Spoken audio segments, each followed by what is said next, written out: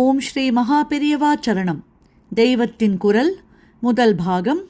தலைப்பு: தேவதாமூர்த்திகள் அவதார புருஷர்கள். அத்தியாயம் 127. முருகனின் தமிழ்நாட்டு அவதாரம். இந்த காலத்தவர்களுக்கு சில புது கொள்கைகளில் ரொம்பவும் அபிமானம் இருக்கிறது. அதற்காக பழங்காலத்தில் இருந்தவர்களையும் தங்கள் கொள்கைப்படி நடந்தவர்களாக காட்ட வேண்டும் என்று நினைத்து அவர்கள் அபிப்பிராயங்களை மாற்றிச் சொல்லக்கூடாது. பிடிக்கிறவர்கள் புது கொள்கைகளை வைத்துக் கொள்ளட்டும். ஆனால் நம் பூர்வீகர்கள் மீது இவற்றை திணிக்கக்கூடாது. முருகன் வேத மதத்தில் இல்லாதவன், தமிழ்நாட்டுக்கு மட்டும்தான் உரியவன், இங்குதான் ஆதியில், அதாவது ஒரிஜினலில் இருந்தவன் என்பது ஒரு புது கொள்கை.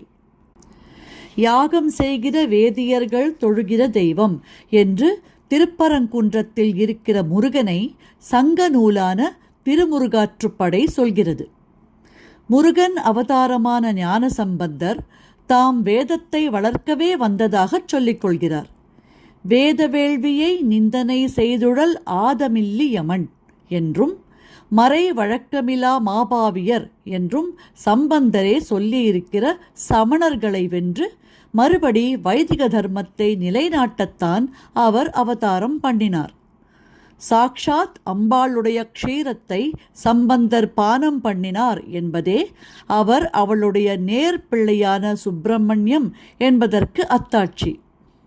பிரம்மண்யத்தை, வைதிக தர்மத்தை வாழ வைப்பதே தம் லட்சியம் என்பதாலேயே வாழ்க அந்தணர் என்ற தேவார பாடலால் முடிந்த முடிவாக சமணரை ஜெயித்தார். அந்த கதையை சொல்கிறேன். சமணர்களுக்கு அவர் அறிவு ரீதியில் வாதம் செய்து ஜெயித்தது போதவில்லை. பாண்டிய ராஜாவுக்கு திருநீற்று மகிமையால் வெப்பு நோய் தணித்ததும் போதவில்லை. தானாகவே உடம்பு குணமாயிருக்கும் என்று நினைத்தார்களோ என்னவோ. மறுக்க முடியாத அற்புதத்தால் மதத்தை நிலைநாட்ட பரீட்சை வைத்தார்கள். அதாவது அனல்வாதம் புனல்வாதம் செய்ய வேண்டும் என்றார்கள். இரு கட்சிக்காரர்களும் தங்கள் தங்கள் கொள்கைகளை சுவடியில் எழுதி நெருப்பில் போட வேண்டும். எந்த சுவடி எரியாமல் இருக்கிறதோ அதில் இருக்கிற தத்துவமே சத்தியம் என்பது அனல்வாதம். ஆற்று ஓட்டத்தில் இரு தரப்பினரும் தங்கள் சுவடிகளை விட வேண்டும். எது பிரவாகத்தின் கதியை எதிர்த்து மறுதிசையில் செல்கிறதோ அதுவே உண்மை என்பது புனல்வாதம். முதலில் அனல்வாதத்தில் சம்பந்தமூர்த்தி சுவாமிகளே ஜெயித்தார். அப்புறம் புனல்வாதம். ஜைனர்கள் விப்ரக்ஷயம் என்று சுவடியில் எழுதி ஆற்றில் போட்டதாகச் சொல்கிறார்கள். விப்ரக்ஷயம் என்றால் பார்ப்பானே ஒழிக என்று அர்த்தம். வேத வேள்விகள் பரம அஹிம்சாவாதிகளான சமணர்களுக்கு விரோதமானதால் இப்படி எழுதி வெள்ளத்தில் போட்டதாக சொல்கிறார்கள். அது முழுகி போயிற்று. அப்புறம் சம்பந்தர் ஒரு தேவாரப் பாடலை எழுதி பிரவாகத்தில் போட்டார். அந்த சுவடியோ அலையோட்டத்தை எதிர்த்து கொண்டு கனஜோராக சென்றது. குலச்சிறையார் என்கிற பாண்டிய மந்திரி குதிரையில் ஏறி கரையோடு அந்த ஏடு போகிற திசையில் வேகமாகச் சென்றார். அப்புறம் சம்பந்தர் ஒரு பதிகம் பாடி அதை நட்டாற்றில் நிற்கச் செய்தார். குலச்சிறையார் அந்த ஏட்டை ஒரே சந்தோஷத்துடன் எடுத்துக்கொண்டு கரை சேர்ந்த இடம் இப்போது திருவேடகம், அதாவது திரு ஏடு அகம் என்று வழங்குகிறது. இதுவே சம்பந்தரின் முடிந்த முடிவான வெற்றி. புனலை எதிர்த்து போன அந்த ஏட்டில் சம்பந்தமூர்த்தி சுவாமிகள் என்ன எழுதியிருந்தார்? வாழ்க அந்தணர் என்றே ஆரம்பிக்கிறது அந்த தேவார பாடல். வேதம் இருந்தால்தான், பிரம்மண்யம் இருந்தால்தான் லோகத்துக்கு க்ஷேமம் என்பதில் சம்பந்தருக்கு கொஞ்சம் கூட சந்தேகம் இல்லை. அதற்கு உபகரிப்பதே தன் ஜன்ம விரதம், அவதார காரியம் என்று தயங்காமல் வெளியிட்டார் என்பது இதிலிருந்து தெரிகிறது. நவீன காலத்தில் சிலருக்கு இந்த கொள்கை பிடிக்காமல் இருக்கலாம். ஆனால் சம்பந்தமூர்த்தி சுவாமிகளுக்கு அதில் நிச்சயமான உறுதி இருந்தது என்பதை ஆட்சேபிக்க முடியாது. அது சரி, ஆனால் வேதத்தை ஓதிக்கொண்டு யாகம் செய்து கொண்டிருக்கிற ஒரு கூட்டம் மட்டும் நன்றாக இருக்க வேண்டும் என்று ஒரு மகான் நினைப்பாரா? சர்வ ஜனங்களும் சமஸ்த பிராணிகளும் நன்றாக இருக்க வேண்டும் என்பதுதான் மகான்களின் சதாகால நினைப்பாக இருக்கும். ஞானசம்பந்தர் மேலே சொன்ன பாடலை இப்படித்தான் ஆசீர்வாதம் செய்து முடிக்கிறார். வையகமும் துயர் தீர்கவே. லோகாஹா சமஸ்தாஹா சுகினோ பவந்து என்பது தமிழ் குழந்தையின் அருகில் இப்படி அருள் சொட்ட வெளிவந்திருக்கிறது. சரி, வையகம் என்றால் அதில் எல்லா ஜாதிகளும் ஜீவராசிகளும் அடக்கம்தானே? அப்படியானால் வையகம் முழுவதும் துயர் தீருகிற போது தானாகவே அதிலிருக்கிற அந்தணர்களும் வாழ்ந்துவிட்டு போகிறார்கள்.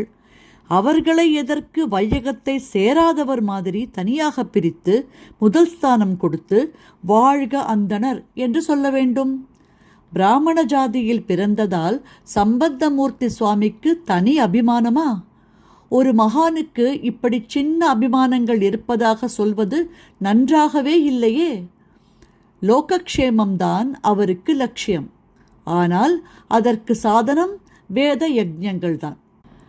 இதனால்தான் வேத கர்மாக்களை செய்கிறவர்களை தனியாக பிரித்து முதலில் சொன்னார். பக்ஷபாதம் இல்லை.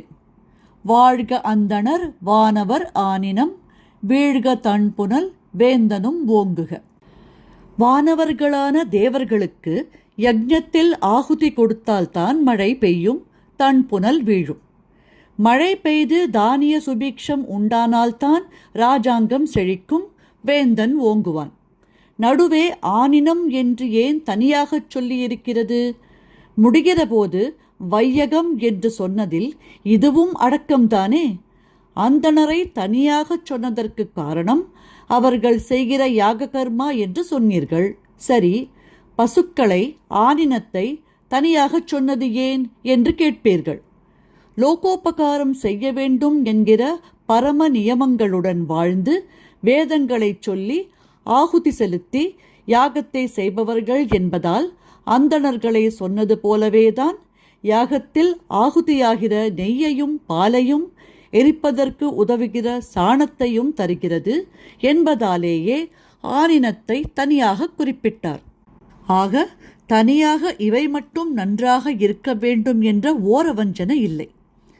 வையகம் துயர்த்தீர உதவியாக நடைபெற வேண்டிய வேள்விக்கு உதவி செய்வதாலேயே தனியாக வாழ்த்தினார். லோகோபகாரமாக வேத கர்மத்தை செய்வதற்காகத்தான் அந்தணரை வாழ்த்தினார்.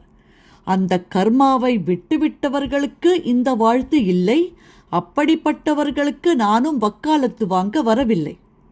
எங்கு பார்த்தாலும் வேள்விகள் நடந்து வேத நெறி விருத்தியானால் தீயதெல்லாம் தீய்ந்து போகும் என்பது சம்பந்தர் சித்தாந்தம் என்று தெரிகிறது.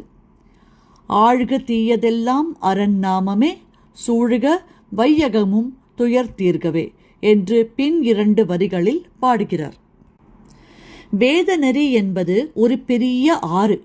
ஒரு ஆற்றிலேயே பல படித்துறைகள் இருப்பது போல் வேத நெறியில் சைவம், வைஷ்ணவம், சாக்தம் என்று பல இருக்கின்றன. இவற்றுள் மிகு சைவத்துறை விளங்க வந்தவர் ஞானசம்பந்தர் என்கிறார் சேக்கிழார். அதனால் வேத தர்மம் தழைத்தோங்குகிற போது எங்கு பார்த்தாலும் சிவபெருமானின் நாமமே அறநாமமே ஒலிக்க வேண்டும் என்கிறார். இப்படி இருந்தால் வையகத்தில் ஒரு ஜாதிக்கு மட்டும் இல்லை என்பதோடு நம் பாரத தேசத்துக்கு, இந்து சமூகத்துக்கு மட்டும் என்றும் இல்லை, உலகம் முழுவதிலுமே ஒரு கஷ்டம் இல்லாமல் எல்லோரும் ஆனந்தமாய் இருப்பார்கள் என்கிறார். இந்த லோகக்ஷேம லட்சியத்துக்காகவே சிலர் யக்ஞாதிகளை செய்ய வேண்டும் என்று அவர்களை விசேஷமாக வாழ்த்தினார். அவர்களுடைய தர்மத்தை நிலைநாட்டித் தருவதே அவரது அவதார காரியமாக இருந்தது. வேத தெய்வமாக இருந்து கொண்டு பரமதங்களை நிராகரித்து மறைவழக்கை நிலைநாட்டுவது சுப்பிரமணியரின் அவதார காரியம் என்பது இதிலிருந்து தெரிகிறது. வடக்கே ஏற்பட்ட சுப்பிரமணிய அவதாரத்தை பற்றி சொல்கிறேன். ஓம் ஸ்ரீ மகா பெரியவா சரணம். ஜெய ஜெய சங்கரா, ஹர ஹர சங்கரா.